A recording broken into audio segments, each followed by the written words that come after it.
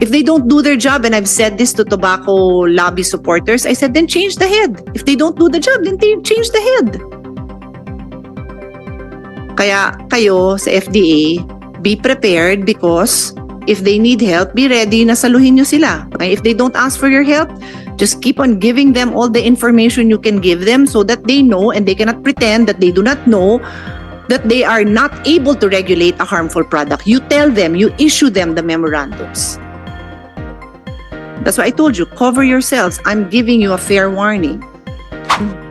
Does DOH want to say anything? You may, if you want to. Yeah, I'd like because I also talked to the Madam Chair, to all the authors of the bill, and especially the physicians who were part of those that were in the deliberations, and they really insisted, according to the physicians who were in legislation at that time, they really insisted that FDA be consulted in the registration of the nicotine and non-nicotine and heated tobacco. So it's actually stated very clearly, or on Section 18 of the law, Product Standard Requirements, the DTI, in consultation with the FDA, shall set the technical standards for safety, consistency, and quality of the products requiring registration in the immediately succeeding section. So yes, DTI will register, but they have to consult the FDA, because we have done FDA law. Anything you ingest under the Food and Drug of 2009, the Act, and it requires that FDA has to approve them, and all other claims, whether, And the Supreme Court has supported that. and the legislator said we have to follow that law in applying the vape law. So we want DTI to follow that as well.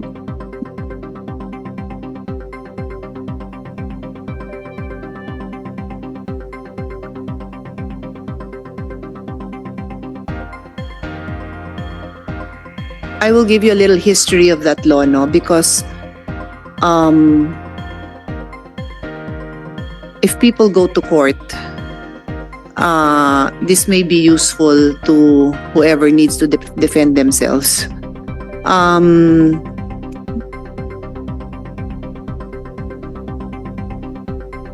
The law that preceded this vape law, which was the sin tax law, gave the authority to regulate to FDA.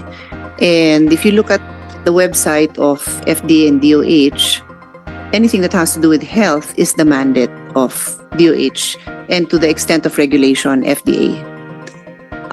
DTI, on the other hand, I have always questioned if your mandate has changed, because I'm not aware that there's any law that gives you any jurisdiction, that gives you any competence in regulating, inspecting, testing products that are harmful to the human body. I am not aware. I am happy to be educated, but I am not aware. So when this vape law, which was highly lobbied by the tobacco industry, that is a fact, was being debated on the floor in the Senate specifically, I was arguing for the jurisdiction of DOH and FDA to remain, and the position of the tobacco supporting legislators was to give it to DTI. So every secretary who has held that post of DTI, I have warned that you will be violating the law and your mandate if you insist on performing a function that you are incapable of doing.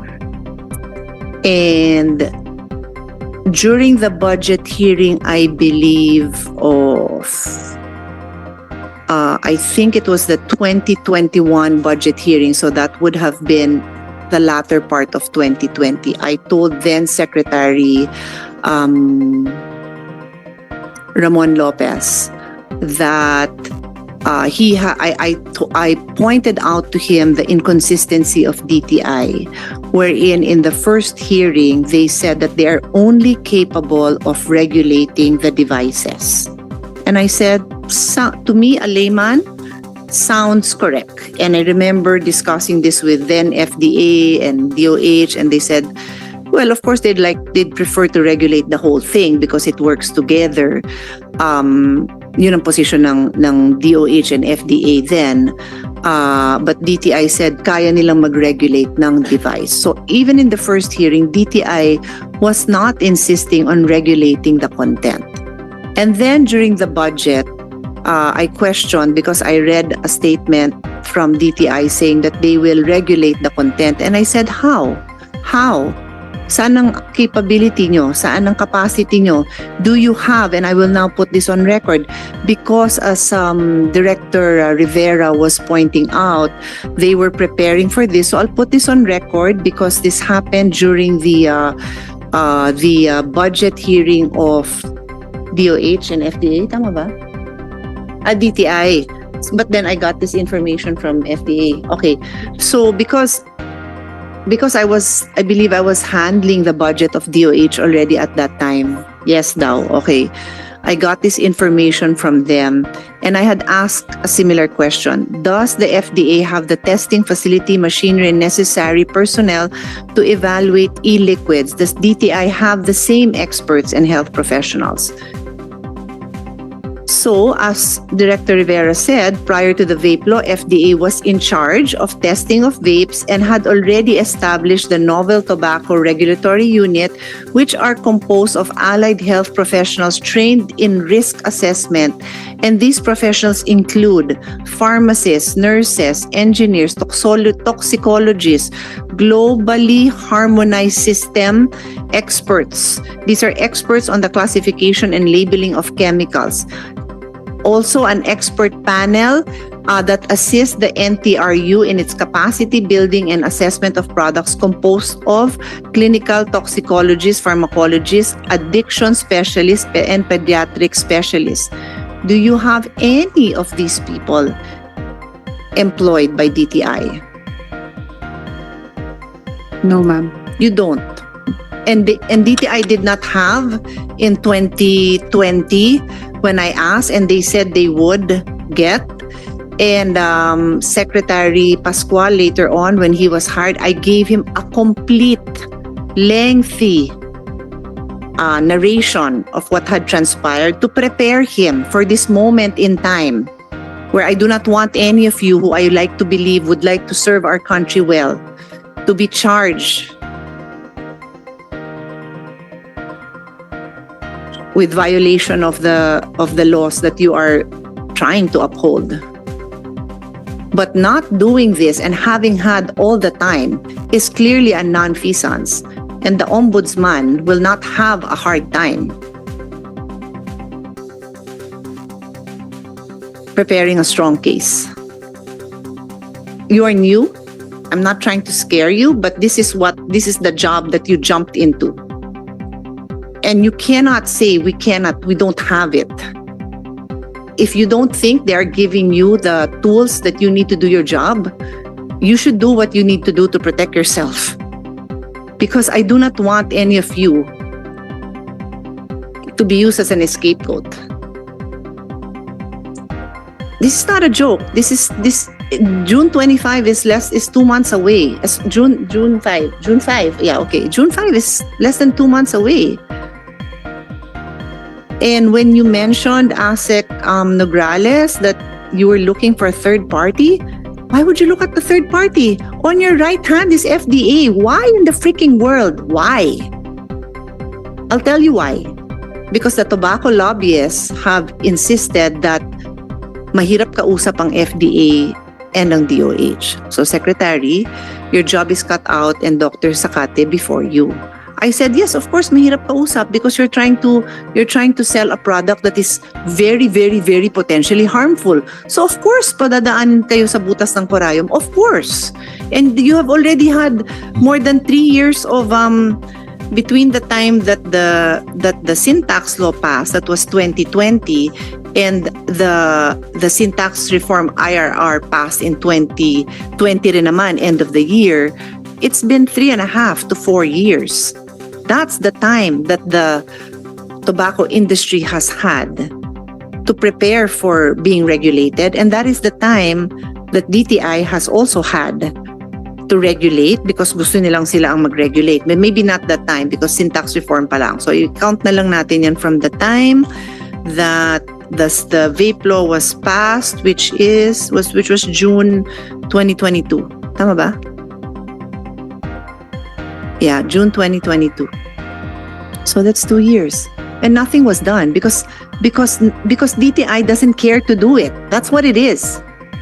You want to sell a product that you have no ability to regulate. Yun. So you don't have to be a lawyer. You just have to be, I don't know, a person of reasonable intelligence to understand, can you do your job if you don't have the tools Yun. to do your job, if you do not Tama. have the training to do your job? Why would I ask DTI to do it when there's a chemical engineer with a master's in environmental science in another agency who can do the job? Why? Because we are allowing the tobacco industry to dictate the health of our children. That is what we're doing. So I will do what I can to amend the law, but even without amending the law, you can all stand up and do what is right and tell them that we can't do this without the proper tools. And don't accept this BS that you'll hire third party. There is FDA. That would be misuse of public funds. Why would you go to a third party? Why? May pira kasi dyan. You just don't want FDA involved. Why? Why? If they don't do their job, and I've said this to tobacco lobby supporters, I said, then change the head. If they don't do the job, then change the head. Kaya kayo sa FDA, be prepared because if they need help, be ready na saluhin nyo sila. Okay? If they don't ask for your help, just keep on giving them all the information you can give them so that they know and they cannot pretend that they do not know that they are not able to regulate a harmful product. You tell them, you issue them the memorandums. Yun. That's why I told you, cover yourselves. I'm giving you a fair warning. Yun. So yan po mga kaibigan, no?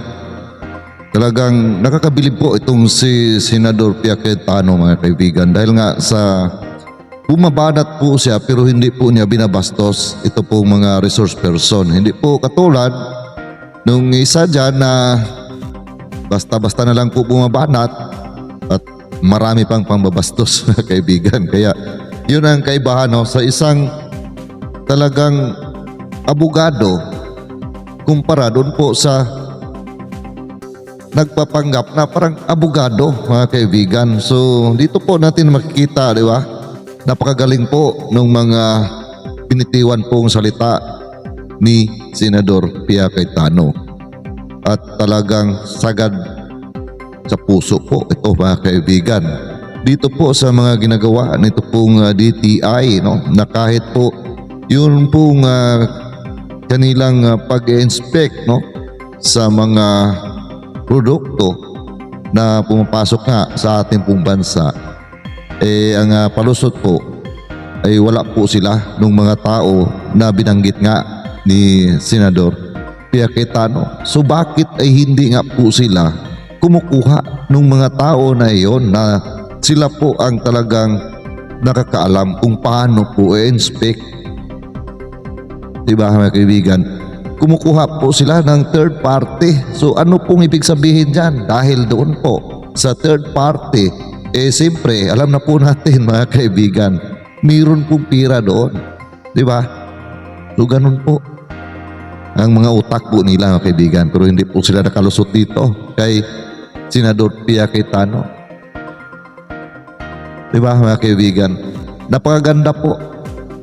Napakaganda po na pagka-deliver ng mga banat ni Senador Pia Cayetano po. Hindi po sila dito binabastos mga kaibigan.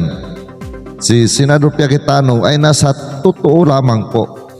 Alam po naman natin na isang abogado po si Senador Pia Cayetano, so siyempre alam po niya kung hanggang saan po siya pwede. Hindi po katulad nung iba na piling abogado lamang po mga kaibigan at basta na lang po makabanat. Di ba? Ganun po, no?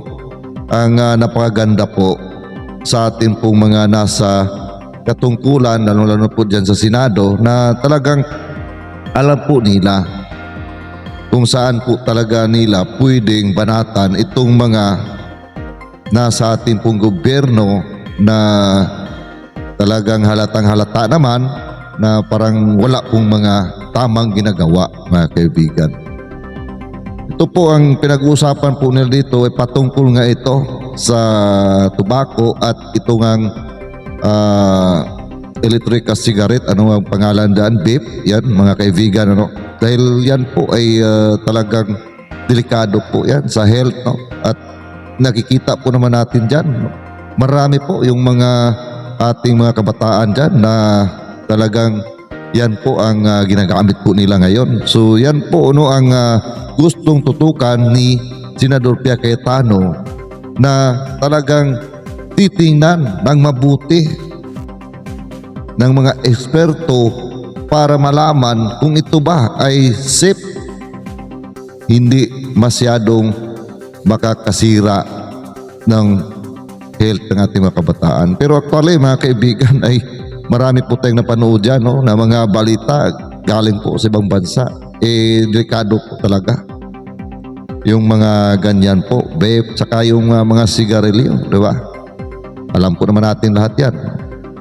Kaya mayroon po silang warning dyan, no, na nakalagay. Pero siyempre, dahil nga sa yung mga tao na gumagamit na nga dyan ay mga hindi na po nila alala yung kanilang health, basta lamang po ay makagamit po sila, mga kaibigan. Pagka magkasakit po, yun na po, no? Malaking problema po, mga kaibigan. So sana po no ay itong ating mga nasa gobyerno na yung mga katulad dito na parang wala naman pong ginagawa, maturuan po sila ng tama, mga kaibigan, no? Katulad po dito kay Senador Pia Cayetano na yun nga, no, ang kanyang mga sinasabi, kung wala po sila sa mga tao na dapat po na kailangan po nila para malalaman at ma-inspeksyon ng mabuti, dapat ay kumuha po sila. Wag po sila doon po sa third party, dahil alam po naman natin pagka third party, iba po ang usapan dyan, mga kaibigan. So ayan po, ano, yan lamang po aking masasabi po dito sa atin pong tinatalakay. At muli po ako ay magpasalamat no, sa inyong patuloy na pagsuporta dito po sa aking YouTube channel, sa aking Facebook page. At kung nagustuhan po ninyo ang atin pong ginawa po na ito na reaction video, ay pakilike naman po, mga kaibigan. At see you po sa next video ko. Palagi naman po tayong mag-iingat sa ating mga kababayan dyan, Luzon, Visayas at Mindanao, at sa ating mga ka-OFW. At God bless all of us.